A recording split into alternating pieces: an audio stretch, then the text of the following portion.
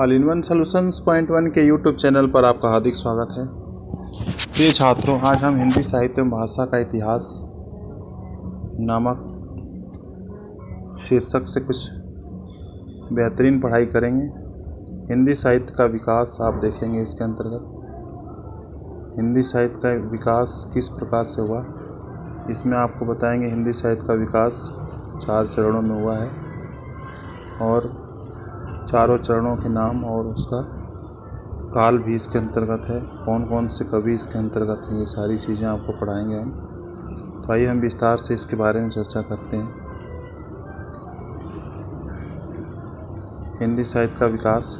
सामान्यतः इतिहास शब्द राजनीतिक व सांस्कृतिक इतिहास का ही बोध होता है, किंतु वास्तविकता यह है कि सृष्टि की कोई भी वस्तु ऐसी नहीं जिसका इतिहास से संबंध न हो। अतः साहित्य भी इतिहास से असंबंध नहीं है, मतलब संबंधित ही है। 19वीं शताब्दी से पूर्व विभिन्न कवियों और लेखकों द्वारा अनेक ऐसे ग्रंथों की रचना हो चुकी थी जिनमें हिंदी के विभिन्न कवियों के जीवन वृत्त एवं कृतित्व का परिचय दिया गया, जैसे 84 वैष्णवन की वार्ता, 252 वैष्णवन की वार्ता, भक्तमाल, नाभादास की रचना है ये आदि। किंतु इनमें कालक्रम सन संवत आदि का अभाव होने के कारण इन्हें इतिहास की संज्ञा नहीं दी जा सकी। हिंदी साहित्य इतिहास लेखन का सबसे पहला प्रयास फ्रेंच विद्वान गार्सा द तासी का ही माना जाता है। इतिहास लेखन का दूसरा ग्रंथ शिव सिंह सेंगर का शिव सिंह सरोज है।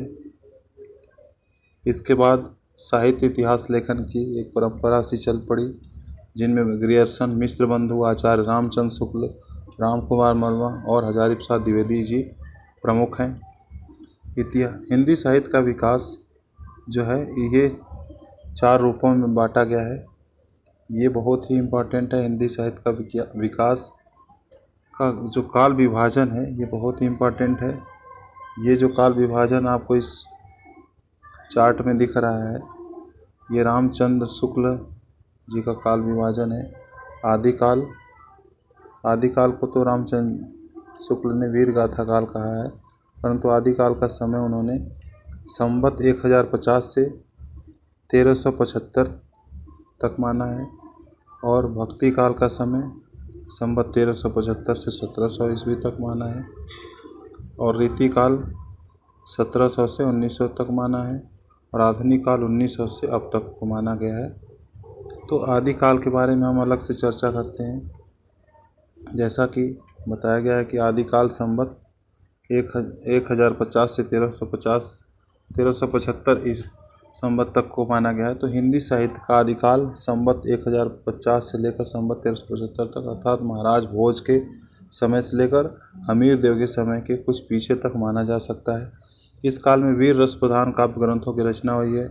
इसी कारण, जैसा कि मैंने पहले आपको बताया था, कि इसी कारण आचार्य रामचंद्र शुक्ल ने इसे काल को वीर गाथा काल के नाम से पुकारा है या कहा है। आदिकाल में जो भी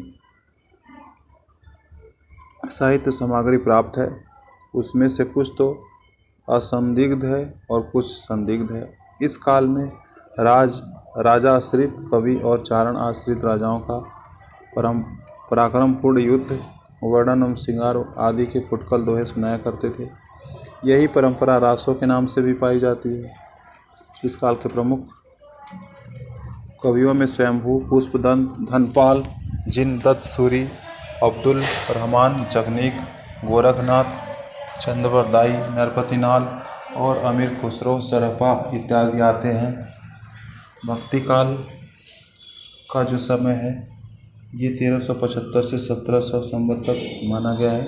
हिंदी साहित्य का भक्ति काल, जैसा कि आप देख रहे हैं यहाँ पे, 1700 विक्रम संवत तक माना जाता है। यह काल प्रमुख रूप से भक्ति भावना से ओतप्रोत है। इस काल को समृद्ध बनाने वाली 2 काव्य धाराएँ हैं। भक्ति काल की जो प्रमुख धाराएँ हैं, निर्गुण भक्ति काव्य धारा और दूसरा सगुण भक्ति काव्य धारा।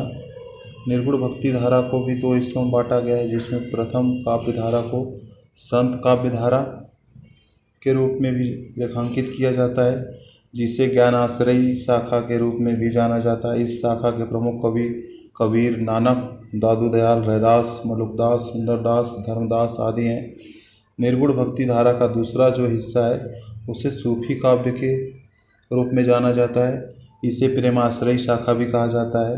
सूफी काव्य धारा को प्रेमाश्रयी शाखा के रूप में भी जाना जाता है। इस शाखा के प्रमुख कवि हैं मलिक मोहम्मद जैसी, जिन्होंने पद्मावत की रचना किया हुआ है।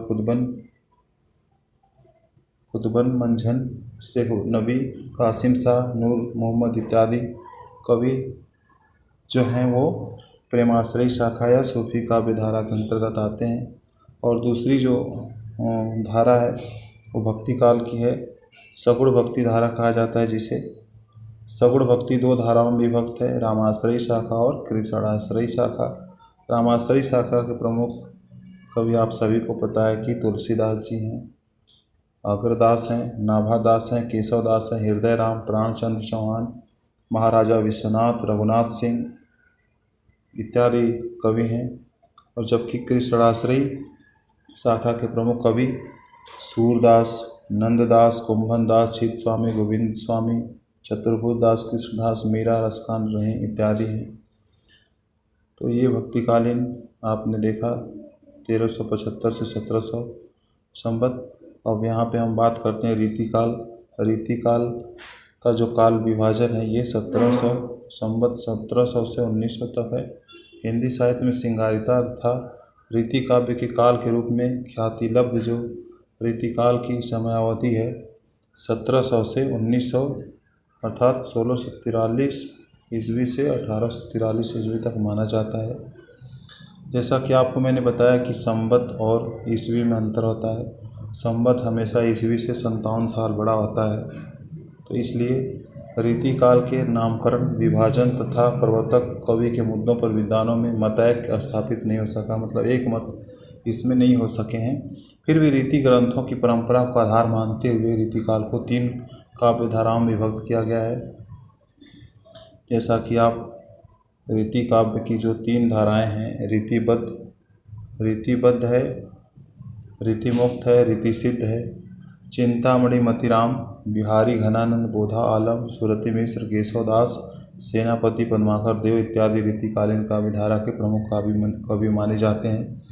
जैसा कि आपको अलग से हम पढ़ा देंगे आपको बाद में कि रीतिबद्ध धारा के कौन कौन से कवि हैं, इनमें से रीति मुक्त के कौन कौन से हैं और रीति सिद्ध के कौन कौन से हैं।